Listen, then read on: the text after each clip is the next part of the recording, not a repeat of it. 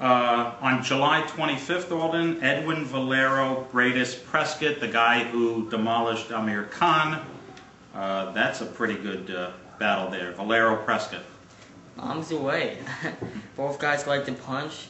One guy has proven that he's been in there with good punchers and still been able to knock him out.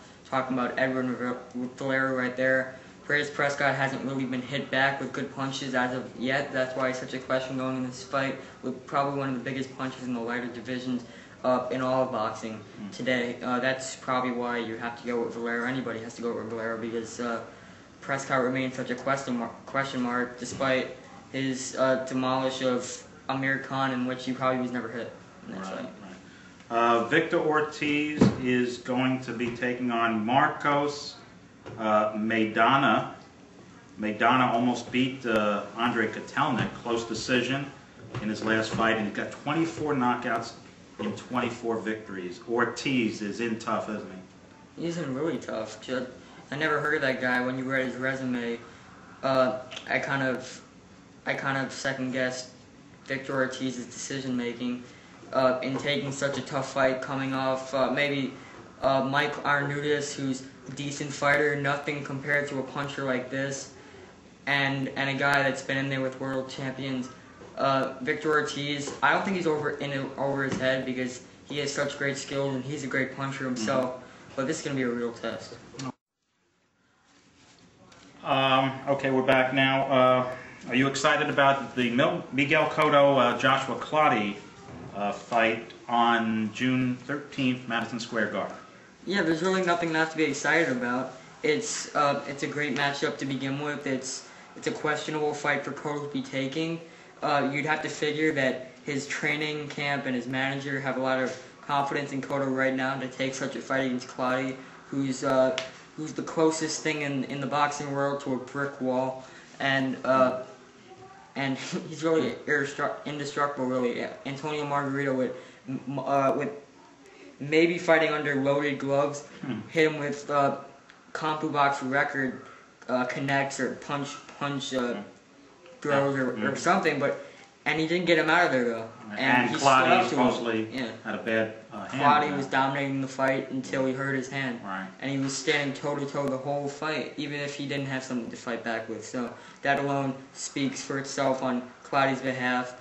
Miguel Cotto had a performance against Margarito in which he was outboxing Margarito, but then succumbed to Margarito's possible artificial strength and was knocked out. But he's exposed to the fact that Margarito could have been boxing illegally that night. It doesn't matter though, it probably still has an effect on him every day. His first loss, very embarrassing one that can't be reversed, even if it was true that Margarito was fighting under loaded gloves, they can't prove it for that night.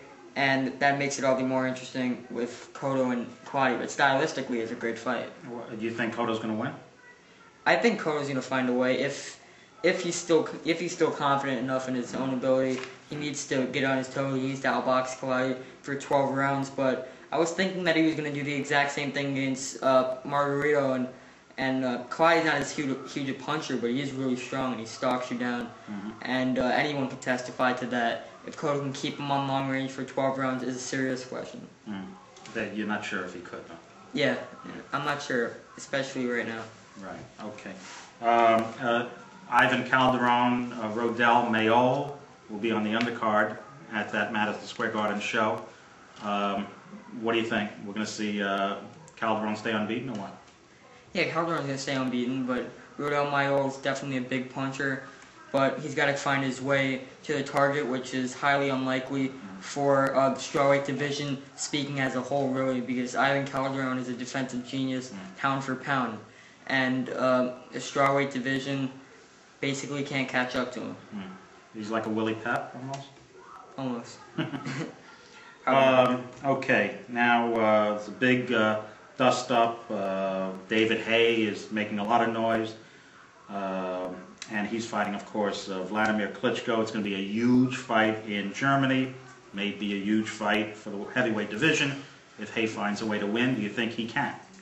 He's got to watch himself. He's got he can't make it so Vladimir Klitschko wants to knock his head off, because he definitely can. Vladimir Klitschko is so much bigger than David Haye, and Haye's, needless to say, the more fluid of probably any heavyweight in the division right now. Especially Vladimir Klitschko is probably the most unfluid heavyweight in the division right now. It's right aside with his brother Vitaly Klitschko And Nikolai Valuev. and Nikolai Valuev, who I hope I never see again.